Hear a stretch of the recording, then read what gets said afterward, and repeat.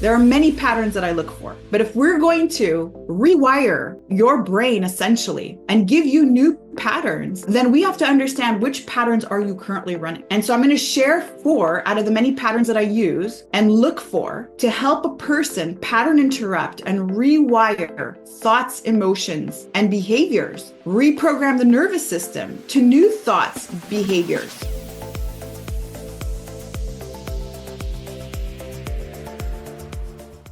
All week, we've been talking about patterns, and I've been sharing with you how once you see this movie play out, you're going to understand exactly why you're operating the way that you're operating, and understanding what you've done throughout your life experiences to program your nervous system, which just holds information in your subconscious mind so that you don't have to think about it. What you've done throughout your life to program your nervous system to hold information that you're still using today. I mean, what's so fascinating about this process and why I love this work so much is so much of the time we actually uncover things that we've installed in our programming before the age of 6 even. And then all throughout childhood and through elementary school and after your first breakup. And so where you are now, no matter where you are in life, however mature you are in life, you've been using programming that you've actually installed over time, using that perspective of the world through the lens of a younger version of you. And let's pause for just a moment. Let's pause for a moment, because I'm turning 45 this year. And as I started to do this work on myself, what was so amazing was that I uncovered behaviors that I'm still doing based on what I told myself when I was 8 and when I was 5. And then that time when I was 13. And so once you become aware of this with your conscious mind, this is why hypnotherapy is so powerful, because hypnotherapy is a tool that we use to help you bridge the gap between the conscious mind and the unconscious mind. It's not a tool that we use to get you into trance so that you can do all these things that you're not even aware of. In fact, it's the opposite.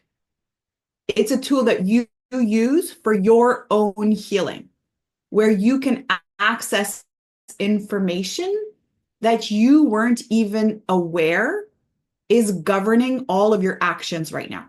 And I've been sharing with you all week that any unwanted eating behavior, so if you're nighttime snacking, if you're restricting, if you are restricting and then binging, if you are mindlessly eating, if you tend to overeat, if you tend to always have to eat to the point where you're uncomfortably full, if you are emotionally eating, if you're using food and substance or other behaviors to cope for whatever you're doing right now in life or going through that seems challenging and difficult, and through these coping mechanisms, what you're looking for is instant relief, then all of that is coming from the nervous system. It's coming from that information. It's coming from behavior and unconscious beliefs that you aren't even aware of.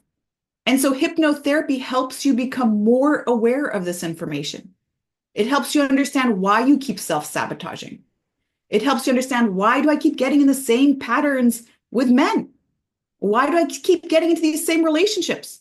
Why do I keep having this same issue with money? Why do I keep having the same issue with food or with my weight? Why have I tried 7 gazillion diets? And all I'm doing is releasing the same 20, 30, 40, 50 pounds and then putting them back on and releasing them and putting them back on and so on and so forth. Why does that keep happening? And so we can sit here with our conscious mind and try to figure it out all that we want, but why can't we access that information? It's because that information is sitting in your unawareness. It's sitting in your unconscious or subconscious mind. And it's sitting there from the perspective of that younger version of you who created that belief. And today we're going to get into 4 different patterns that I usually look for when I'm working with somebody in platinum coaching. There are many patterns that I look for. But if we're going to rewire your brain essentially and give you new patterns, then we have to understand which patterns are you currently running. And so I'm going to share 4 out of the many patterns that I use and look for to help a person pattern interrupt and rewire thoughts, emotions, and behaviors, reprogram the nervous system to new thoughts, behaviors, and emotions that feel more safe. And so today, you're going to have a massive breakthrough because you're going to learn 4 of these patterns and you're going to actually begin to see them in yourself. And I've used 4 that many of us in this room are going to be able to identify with. All the things that you've learned in the past and asking yourself, okay, clearly I'm still here and clearly I'm listening to this conversation because I know it's not about the food. And I also know that I am a very determined and successful person. I mean, every single person I've ever worked with, ever, is a successful person. There's this one part in their life that they have not had success around, that they've been struggling with, and it's not because they're not successful. It's actually the opposite. We all get up and get our chores done, and we brush our teeth, and we go to work, and we've raised kids, and we're able to handle a lot of other responsibilities in our life. So clearly, if we're able to master that, we're actually able to master everything. And I've been sharing with you all week, how you do anything is how you do everything.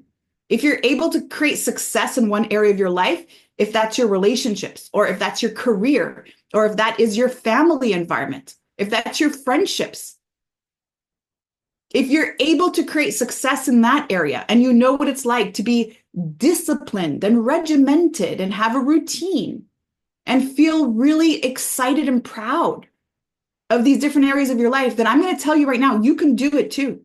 When it comes to your health, you can 100% do it too. Because how you do anything is going to be how you do everything. And so it's not a matter of discipline that's actually keeping you away from achieving your health loss goals. It is your nervous system.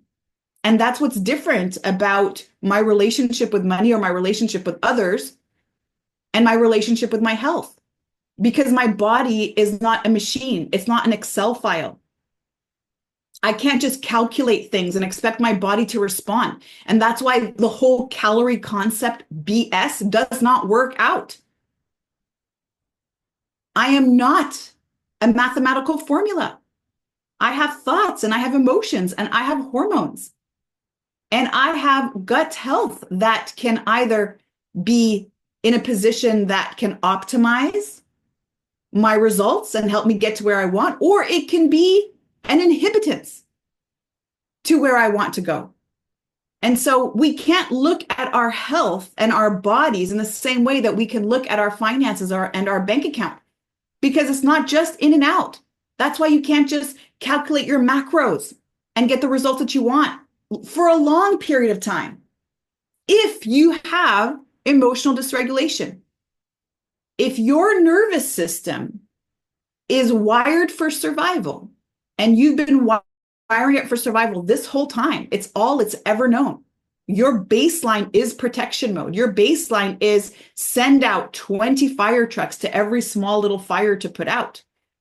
If that's how you've been living for as long as you can remember, ever since you were a child, then there's no way that a simple mathematical formula is going to help you achieve the results that you want. And yes, counting calories and finding out your caloric intake and needs and deficit is a simple mathematical formula. You input a few things and then boom, now just follow them. But you know that's not the issue. That's not the issue because you do that everywhere else. And so what would happen if instead you actually got to the root of what was behind this? You've got to the root of what was behind this. I've been sharing with you all week. If you're struggling with weight and it's always on and off in amounts that are more than 10 pounds, you're releasing and gaining and releasing and gaining, 20, 30, 50 pounds. Maybe you're now in the position where you're looking for medication, where there's a big buzz and this is a big thing going on. People are telling you about semaglutides and other medications that are supposed to help with weight loss, that offer a quick fix solution. And maybe you're even considering weight loss surgery. And I have a lot of people joining Make Peace with Food who've had the weight loss surgeries, who've been on the medication, and they still struggle with the same unwanted behavior. And that's the word I want to keep just highlighting. Behavior. It is behavior. And it's unconscious behavior due to your program, due to your nervous system that is trying to keep you alive,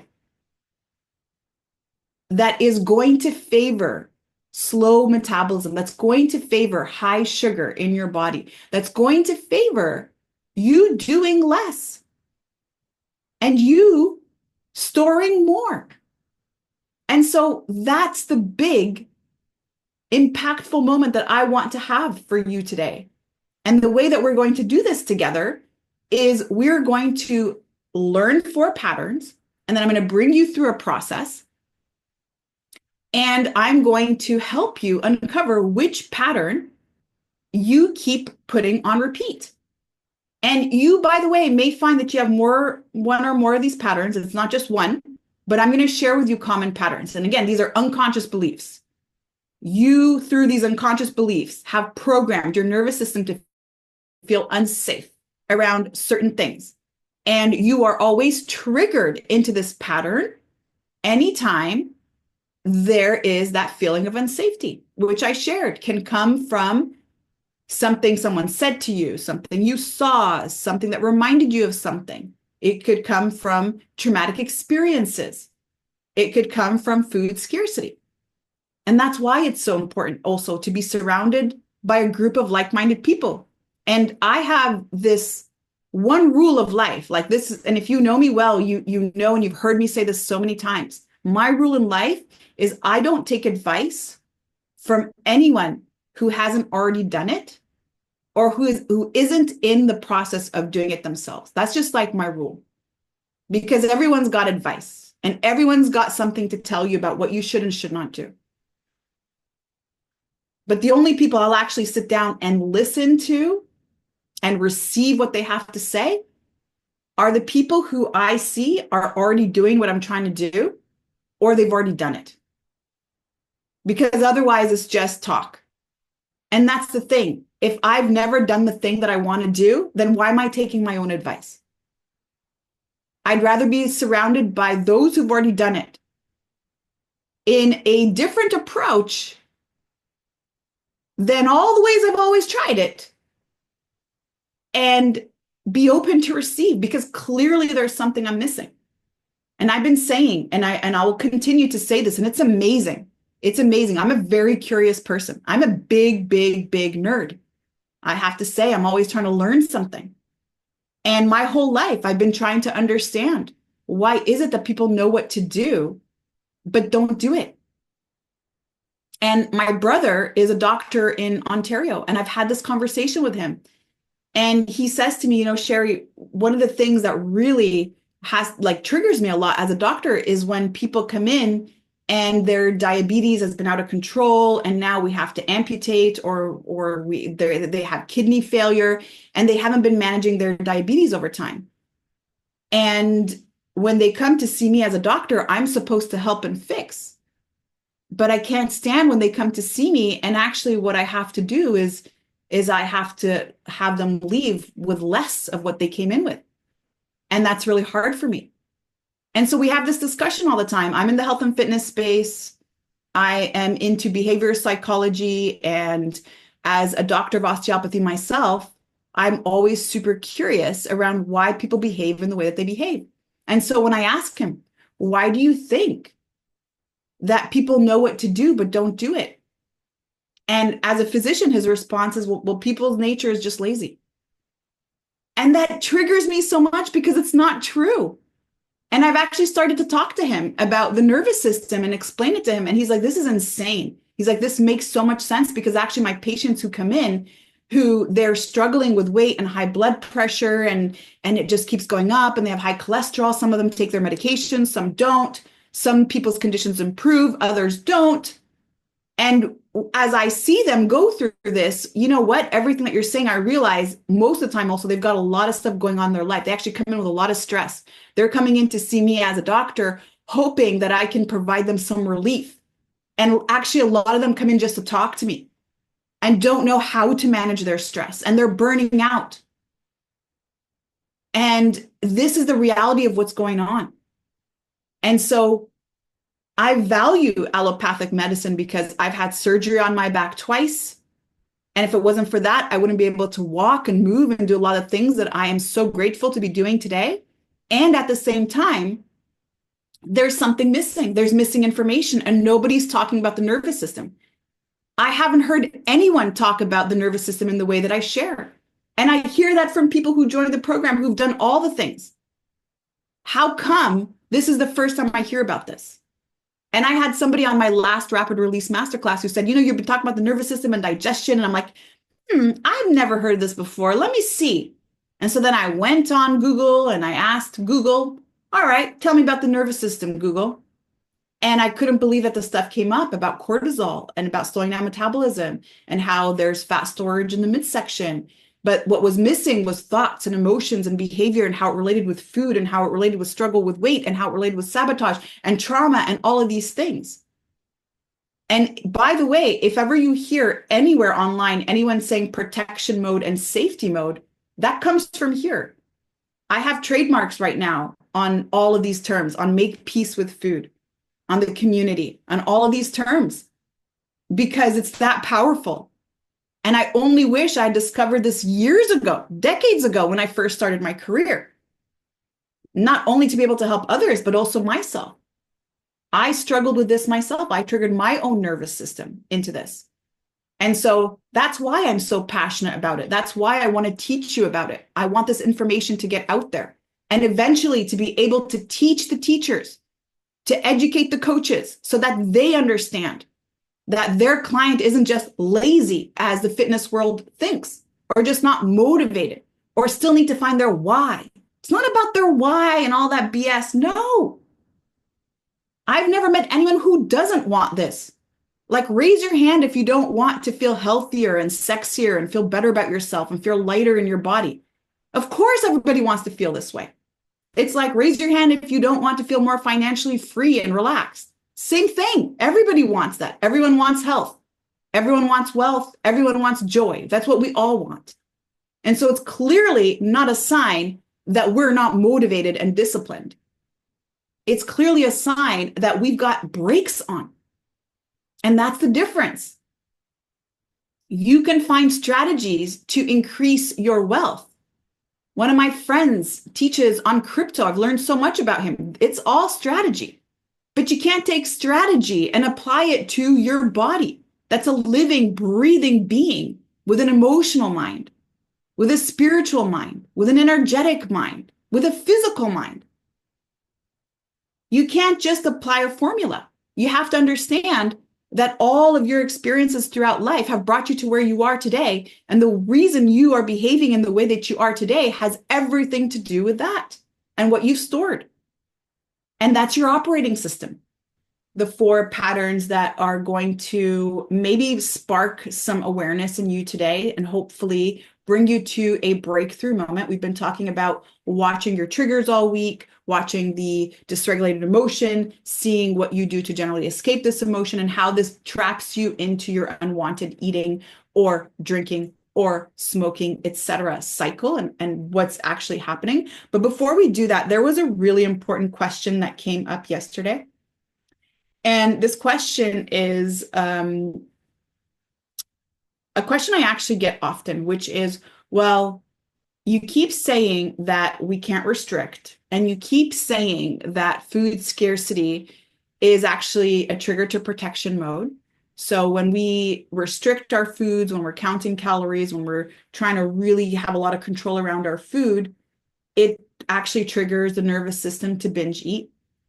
And so the question that I always get is, Sherry, you tell me not to restrict. However, it's actually this restriction that has resulted in weight loss this whole time.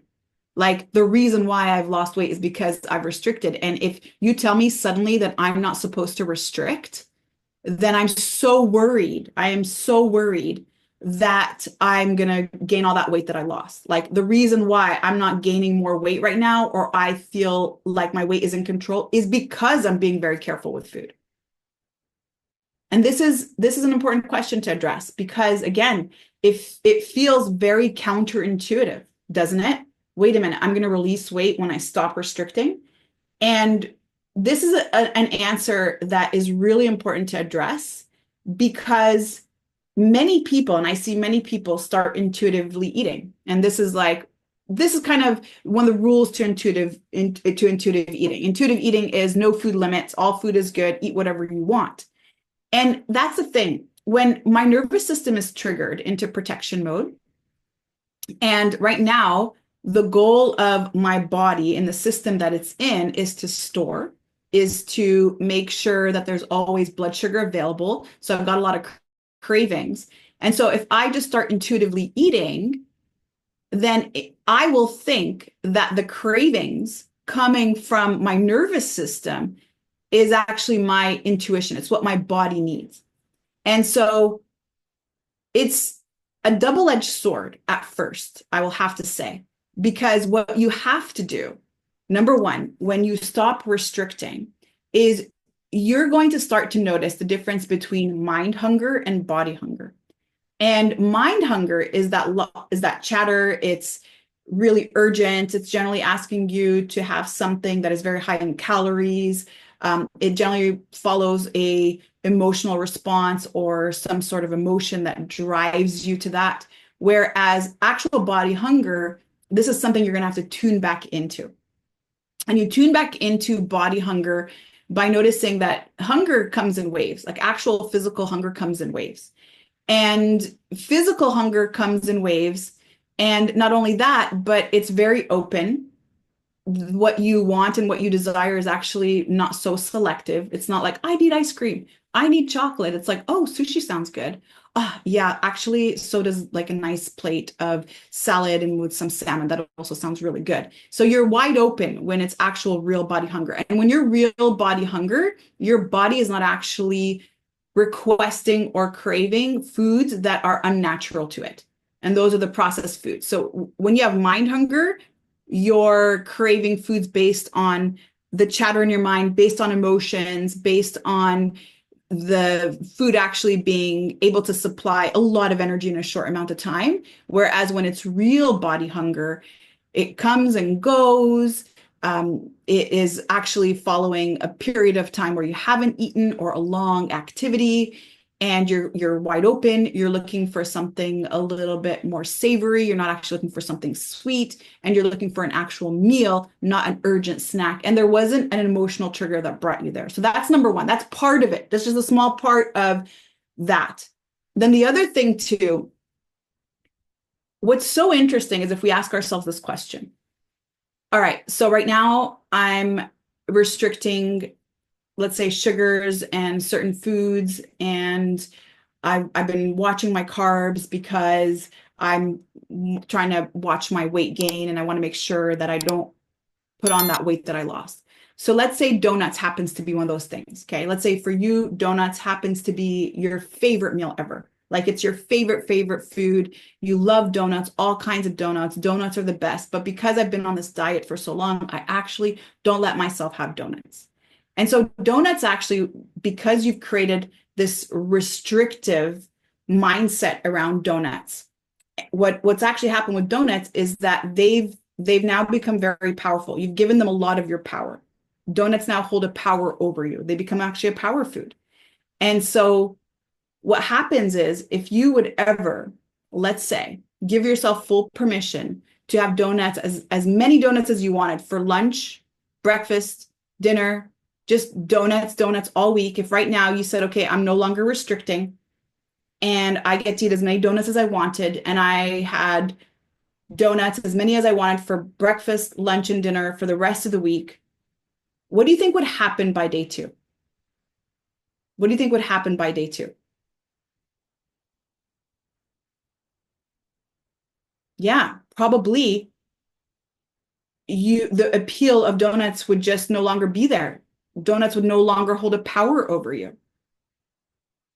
So whatever right now you're creating, yeah, Deborah says you'd hate donuts. Absolutely. Like your body be like, okay, stop. If right now your power food, that food that's holding power over you, is that ice cream that you keep seeing in your freezer, or donuts, like we just shared, or cupcakes, or brownies, or French fries, and you told yourself, okay, I'm not restricting anymore. I'm going to eat them now for lunch, breakfast, dinner, on repeat for snacks. That's all I'm going to eat. I'm not going to eat anything else.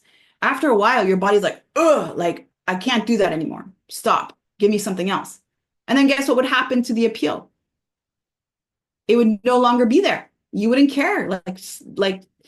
And that's the thing. When you restrict, you put yourself in a scarcity mindset. I can't have it. And if you want to break that power that that food has over you and take your power back, you have to shift into an abundance mindset. That food has to be plentiful, and it's actually like, it's there if I want it, I just don't want it. The only reason you really want it, and it's actually you think it's your favorite food, is because you've built a dopamine reward system based on that restriction, based on the fact that you've been restricting this whole time. So I hope that starts to make sense. And again, it's a great question. And it's that question that I get all the time. Well, if I stop restricting, I'm going to gain all that weight. Yeah, except you're restricting this and this and this and this and this and that and that and that and that and that. And so your mind keeps calling for it because you desire it, you want it, you miss it, you think about it all the time, or you think about it when you see other people having it and you're not allowed to have it. But the moment that you say, I'm not restricting that anymore, and think about, okay, well, you know what? Fine, I'm going to go get some donuts, and go get a few dozen donuts and just eat them until like really until next Tuesday, and see how you feel. You likely will never want another one again. Right? And that food no longer holds power over you. So that's actually that there's freedom behind removing that restriction. And so again, it's not to intuitively eat, because if you intuitively eat and you've got your binge response on, then your mind's going to think that you actually want the ice cream and all the things that really are the mind food that coming from the mind hunger. Elisa says, I'd be so done with donuts. Yeah, Deborah, I'd hate donuts. That's right. Yeah, and Patty says that you have a need for your mouth to keep chewing. That's right. And this actually comes from childhood, right? We have this oral phase in our life. If you're a parent, you know this, where you see kids putting everything in their mouth. And so that would say to me that that's a place to explore. If you always feel like you need to have something in your mouth, that would bring me to that part of your childhood when you were 6 months old, 8 months old, up until 2, 3 years old, where you were trying to put everything in your mouth, right? Something happened there, right? And again, that's the power of using hypnotherapy to go back, because how can I remember what happened when I was 18 months old? I can't, but guess what? My unconscious mind can. I can go back there with my unconscious mind, and it still holds all of the information, right? So powerful. It's so powerful. Okay, so I want to save some time for some questions. And as we continue our discussion today, first I want to thank you for engaging and for sharing and for being here today. Not just for me, but also more importantly for you. That you're here. You're here for you. So keep those questions coming. And as I get into the 4 different patterns I want to share with you today, I also want to see your comments in the chat. Okay, I want to see your comments in the chat. So if you go ahead and open your workbook, you're going to see that I have shared with you 4 different patterns. Okay, there's 4 different patterns that you may be unconsciously putting on repeat, that you may be playing, that's actually interfering with your perspective of the world. And these patterns, okay, these patterns reflect your unconscious beliefs. Again, unconscious, you're not aware of them. And they're based on experiences. And based on these experiences, they affect your day in, day out. They affect your daily interactions with people. They affect the choices that you make in life. They also affect how you see yourself, how you view yourself, your own identity. And so the first one that you see there is called the birth trauma. The birth trauma. And you know you have the birth trauma. You know you have the birth trauma if you notice that oftentimes you actually have a view of being a little bit skeptical around people. You're maybe not trusting people. You feel like things are unsafe, or you feel hostility. You have a feeling of untrust with people. It's hard for you to trust easily. It's not easy for you to trust. It's not easy for you to actually be able to be vulnerable around people. And generally, you have this feeling of unsafety. You have a feeling of unsafety. And this is unsafety in environments that you're not familiar with. This is every time you approach something new. This is even you feeling unsafe to be who you truly and fully are, because there's going to be this feeling of judgment. And so the reason for that is because generally birth itself is this violent, traumatic event and experience. If you think about it, you're like, your head has to like push on this hole that expands. Sometimes there's forceps, and you basically leave like this wonderful, warm place where you were getting food and safety and nourishment, and somebody was carrying you around all day, and it was so nice in there. And all of a sudden now you enter the world, and there's noise and there's things, and it's cold, and nobody's holding you as much anymore. And you're not feeling held, you're not feeling seen anymore.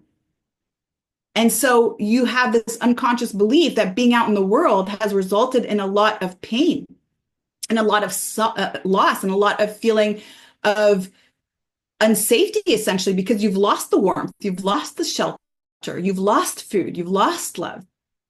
And so you know you have birth trauma, and you're running that pattern, that unconscious pattern, if you're always kind of apologizing for yourself. Oh, so sorry. Oh, so sorry. Oh, sorry, I didn't mean to say that. Oh, sorry, I have something to say. Oh, sorry to interrupt. Oh, sorry, I can't even remember what I was saying. Or, oh, sorry, I hope that made sense. If you're always apologizing for your existence, if you're apologizing for your words, if you notice you're using the word sorry a lot to excuse yourself, that's a sign of birth trauma. So you can write down now, either in your workbook or in the chat with me here, what kind of emotions and thoughts do you think you might have if you have birth trauma? What kind of emotions and thoughts do you think you might have?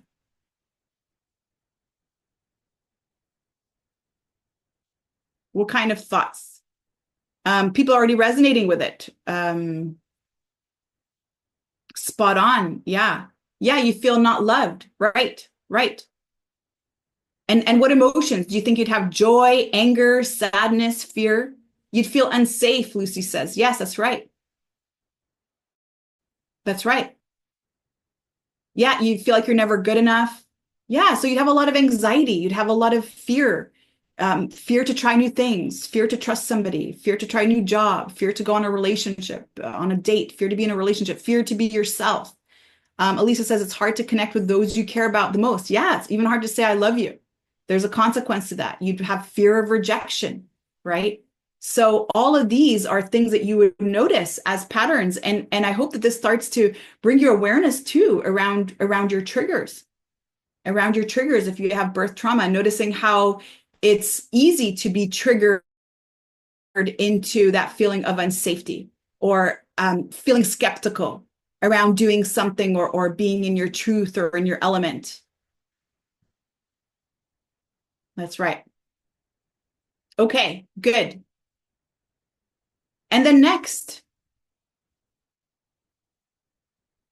who wants to write in the chat? What do you see next in your workbook? I want to make sure you're following along with me. What do you see next?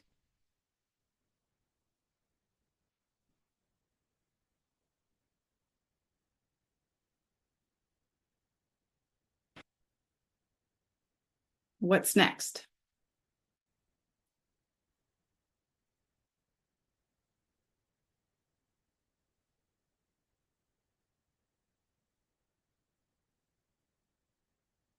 That's right. Parental disapproval. All right, Deborah. Deborah gets bonus points. Good job. Yeah, parental disapproval syndrome, right? And a lot of us have this, right? Parental disapproval. This is when you've grown up in an environment where there was a lot of expectations on you, where love felt conditional. If you have really good grades, if you do really well, then I give you love. If you have to do a lot of things, you have to be the best at sports, you have to be the best in soccer, you have to perform the best in order for you to get attention and affection from me.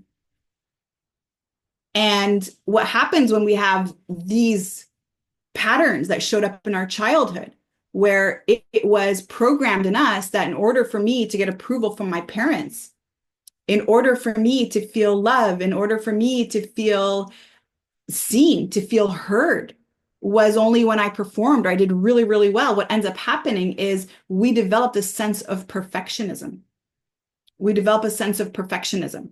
So when we have a sense of perfectionism, there's this constant fear of not being enough, not doing well enough, not being perfect enough. And there's this constant feeling of judging ourselves.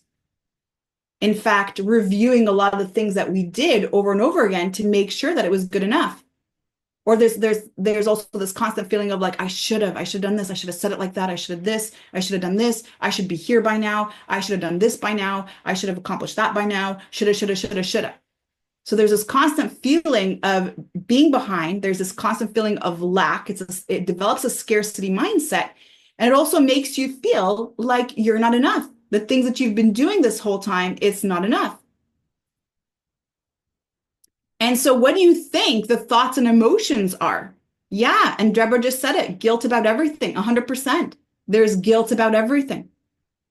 There's guilt about everything. There's a lot of anxiety also, because you're always judging yourself based on what you did and didn't do. What else? I want to hear more from you. What else? What else do you think would be your unconscious thoughts and emotions if you have parental disapproval syndrome? What else? And I'm curious, are you resonating with this? Are you resonating with this so far? Is this starting to ring a bell? Are you starting to notice some of these patterns? Yeah, Janet, I'll never measure up. I'll never measure up. That's right. There's always a feeling of behind. Yes, or the thoughts, I'm so stupid. What's wrong with me? I can't get it right. And also never giving yourself congratulations or encouragement or honoring yourself for what you've done this whole time. Yes, Elisa, so good. You think everyone thinks poorly of you. That's right. You're always judging yourself. You're walking around with this internal dialogue of judgment all day long about how not enough you are. Susan, low self-worth. Absolutely. Absolutely. And it won't matter how successful you are, you'll always feel like you're behind, right? And so what emotions can come up based on that? Yeah, low self-esteem, Deborah, 100%. Yeah. And the emotions that come up, fear, maybe some anger, right? Maybe shame, maybe constantly feeling guilty, right? That you're not where you want to be. All right, next. Fear. That's right, Patty. Next, we have the unconscious death urge. We have the unconscious death urge. And this is an interesting one, because when we have an unconscious death urge, there's already this defeatist mindset that we have when we approach everything or anything in our life. It's this, I give up. What's the point? What's the point? I mean, why even bother? Right? And yes, we all know we're going to die, right? This is a fact. We all know this. And when we don't have this unconscious death urge, what we actually do is we have a lot of motivation in our life. We have a lot of will and desire to do something, to have a purpose, to make sure we leave a legacy, to make sure that we are going to be maybe spiritually enlightened even during this lifetime. But when we have an unconscious death urge, that's when we tend to give up, right? Maybe we're facing a problem, or maybe our health right now needs our attention. And when we have an unconscious death urge, the way that we approach this is, well, what's the point? I've tried it all. It's never going to work. It never works for me. Or I've dated every guy, they're all terrible. Like, what's the point? I'm going to get back into like this terrible relationship with this terrible thing. And that's the mindset. The mindset is of doom. It's of defeat right away. It's of thinking that no matter what, nothing is ever going to work for us. So share with me in the comments, is this resonating with you? Is this resonating with you? Unconscious death urge, this defeatist mindset. Maybe you're here right now. Maybe you've tried so many different things in the past. It's like nothing works. Like, forget it. What's the point? Well, I'm already 50. What's the point? Well, I'm already 60. What's the point now? Well, I'm already 70. I've tried it all. What's the point? Melody's turning 60. And I work with women in their 80s, right? Yeah, Lucy says, I often say, what's the use? All right, Susan, living to 95, right there with you, sister. All right. Yeah. And maybe some of these resonate with you as patterns and maybe others don't. That's why we're doing this. And you may have more than one, right? Okay. And then the last one I want to talk to you about today is the negative thought patterns. Negative thought patterns. And negative thought patterns, those are the loops that I'm talking to you about. Those are the loops that I share with you that we break together in Make Peace with Food Platinum. And these negative thought patterns, they're based on past experiences. And so these are the ones where when we use hypnotherapy, it's so amazing because we uncover a lot of what we don't even realize is there. And some of the things that we uncover, for example, are past traumatic events that we may have blocked out, that we may have forgotten about. And when we get into these negative loops, what we actually do is we fortify that negative voice in the head that's always telling us of what we can't do, what we're not good enough at.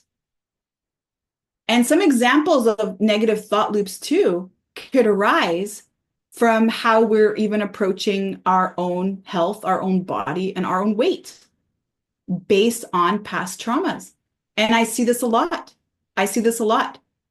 I work with many women who have a desire and a goal to transform their health and their body. And they've also endured sexual trauma in the past that has not yet been resolved. And so unconsciously, due to that negative sexual trauma, what they're actually doing is using food to protect themselves from being a target again, to keep themselves away from having unwanted attention. And so using food, it's almost like they're able to build a shield on their physical body that's going to keep them away from having any attention that's going to bring up the possibility of that ever happening to them again. And so while they're working really hard to want to release weight, because that's actually what they desire, that's actually what their unconscious desires, what's also happening in that program, the nervous system, is, wait a minute, the moment that you release weight and people start giving you compliments, danger, that's a problem.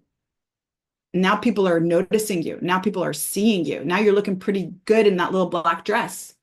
That we can't do that. That's dangerous because remember what happened last time. And so we can go back and explore all of these patterns when we're aware that what it is just a pattern. And so share with me now in the comments, negative loops. Share with me negative loops right now. Have you noticed that you have negative loops? And negative loops generally are the what if down thoughts. So we have two sets of ways of speaking or thinking, and they're either based on what if up or what if down. And what if up thoughts are, well, what if this happens and this really amazing thing happens? Well, what if I try this and I'll be able to do that? And what if I try this new thing and then I'll be able to do this thing? But when we've got the negative loops, we actually are running what if down thoughts. And what if down thoughts are, well, what if I date this guy and he's like a mass murderer?